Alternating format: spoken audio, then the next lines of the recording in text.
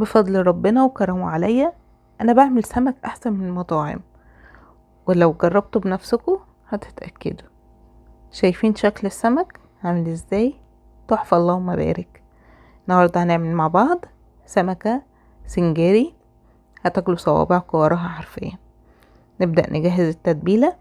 عندي هنا 4 قرون من الفلفل الرومي، هضيف 2 معلقة كبار من الملح، معلقة كبيرة كزبرة، نص معلقة صغيرة فلفل اسود، معلقة صغيرة كمون، معلقة كبيرة من الثوم، وكمان معلقتين من الفلفل الاحمر المفروم، وعودين من الكرفس.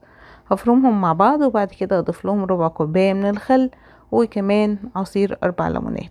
التتبيلة دي كمية كبيرة بس هستخدمها لكذا حاجة، ونقدر نحتفظ بيها في برطمان في التلاجة، نخلل بيها بتنجان، تبقى جاهزة للسمك، بستخدمها في حاجات كتير.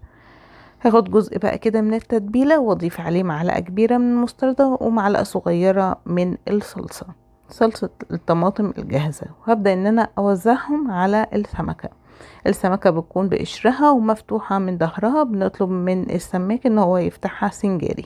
طبعا بنكون غسلينها ومتصفية كويس قوي، وزي ما اتفقنا نوزع عليها التتبيلة ونركنها بقى عشان تتبل كويس، ونسيب لينو تلعب مع السمكة شوية.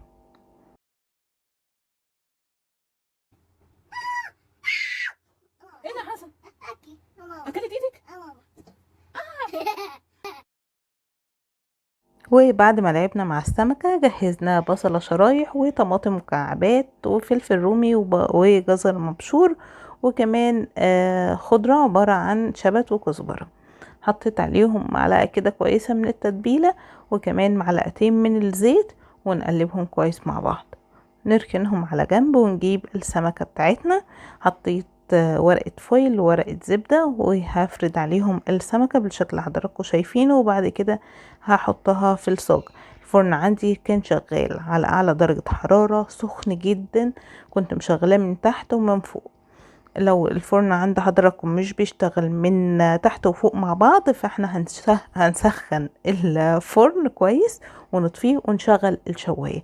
اول حاجة بندخل السمكية تحت الشواية مباشرة، تاخد وش كده زي ما حضراتكم شايفين. بعد كده بطلعها، بحط عليها الخلطة وبدخلها على أرضية الفرن. أنا عندي الفرن شغال من فوق ومن تحت، عند حضراتكم مش شغال من فوق ومن تحت عادي، بس المهم يكون سخن جدا. ولازم في الأول تاخد وش من الشواية.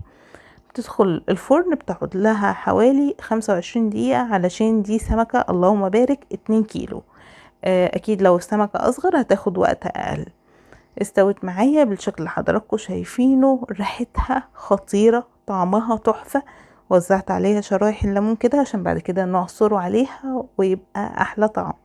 شايفين سواها عامل ازاي؟